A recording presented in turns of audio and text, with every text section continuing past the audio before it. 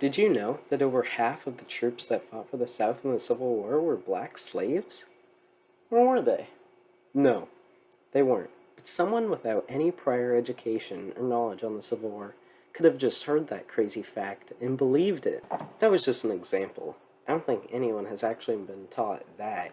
But there's so many people who've been taught things about the Civil War that just aren't true by people like their family, friends, school, etc. that just aren't true, and they end up sticking with them for the rest of their lives, and then they go on to spread it even more. For example, a few years ago, a poll was taken that simply asked, what was the main cause of the Civil War? You might hear that and go, duh, slavery. But only half of the people surveyed seemed to agree. Our country is more divided than ever, and with all the false information currently being spread around, it's affecting people's views, which is doing a lot of harms toward the people the myths are about. So today, I'm going to show you a few of the Civil War facts that divide our nation, and figure out which ones are myths. The first myth is that black slaves fought in great numbers for the South in the Civil War. The reasoning behind why this myth could be true is that the slaves were forced to fight by their masters, because their masters, obviously, wanted as many people fighting for their side in the war as possible. There's also a case to be made that some slaves fought for the South with little to no hesitation because they were just that loyal to their masters, but I think that those occurrences were few and far between. Now, 150,000 black soldiers did fight in the Union Army, making up around 10% of their total count, but that is not the case for the Confederacy. There's thought to only have been around a few hundred in the Confederate Army, if that. Now, slaves were technically supporting the Confederate Army by means of labor, which was providing resources and helping boost the South's economy, but in terms of the amount of slaves that were actually fighting, the number is close to none. I can say with 100% certainty that this myth is busted. It didn't make much sense in the first place, and the only place you'll see it being treated as fact is on Facebook. The second myth is that the Civil War was not about slavery, and I know that sounds crazy, but trust me, people actually believe that. The Civil War most people know is that the Southern states seceded from the Union in order to create the Confederate States of America, because of the Union wanting to end slavery, and the South not wanting to do so because of the benefits that slavery granted, such as free labor, which greatly helped its economy. However, some people believe that slavery was only a small part of what caused the Civil War, and that it was instead caused the much broader and much vaguer states' rights. This myth is very common throughout schools, especially in the South. So let's take a look and figure out if this myth is fact or fiction. Take a look at Georgia's Declaration of Secession, for example. You can see that they just mention slavery 34 times. Going more in depth, you can see that Georgia seceded because of the Republican Party's anti-slavery beliefs, the party that then President Lincoln was a part of. By looking at another state's Declaration of Secession, let's say Mississippi, you can see how theirs is based upon the removal of slavery as well.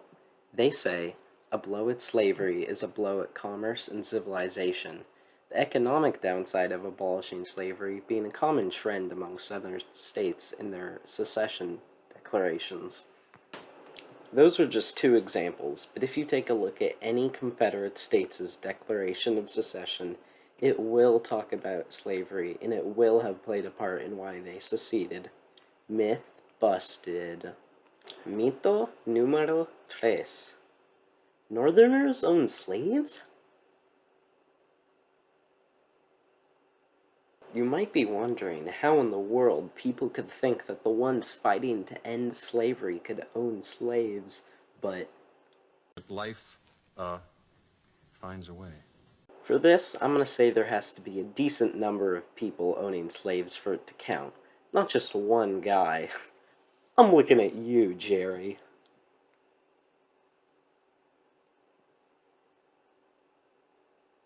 Slavery was definitely at least present at some point in the North, but was it as large as it was in the South? And when did it end? Now, it seemed that most of the slaves in the North were servants, rather than the workers and laborers there were in the abundance of plantations in the South. However, there's some evidence that is starting to make the truth seem unclear. There are some digs that have gone on in the North, looking for relics to provide information on the history of our nation, that have ended up finding evidence of plantations in the North. It begins to seem unclear how much slavery there really was in the North, but luckily, we have a handy-dandy population recording system in our nation. That's right, the census. When looking at the census and comparing how many more slaves there were in the South rather than the North, it's easy to look at that and just write it off as slavery being a thing of the South. But that wouldn't be fair because there's still obviously slavery in the North. Looking at the North, we can see that some states barely had any slavery at all. Maine, Vermont, Massachusetts, Ohio. However, if you take a look at the more populated US states, you can see a drastic difference. I mean, look at DC. Now, states like New York, Connecticut, New Jersey, and Pennsylvania had mostly rid of all slavery by the 1860s, but that does not change the fact that it was very prevalent throughout the rest of the 19th century. This myth is true. Now, after that, you might ask yourself, why does you telling me this all matter? Well, there are a couple of reasons. The first is that myths can be very disrespectful. Imagine you're the ancestor of a slave who didn't get to live a fair life and was treated like garbage. Now, progress has been made, and someone comes along and says, Well, actually, slavery wasn't even that bad, and it wasn't even very common. Hurts, doesn't it? Another reason is that the more people there are that are aware of myths, the less they'll spread. But that effect also goes backwards, and the less people there are that are aware of myths, the more they will spread. And why does stopping the spread of myths matter? Well, they can be very damaging to the way we perceive other things and people. They influence our pop culture, our politics, and most importantly, the way we ourselves see other people.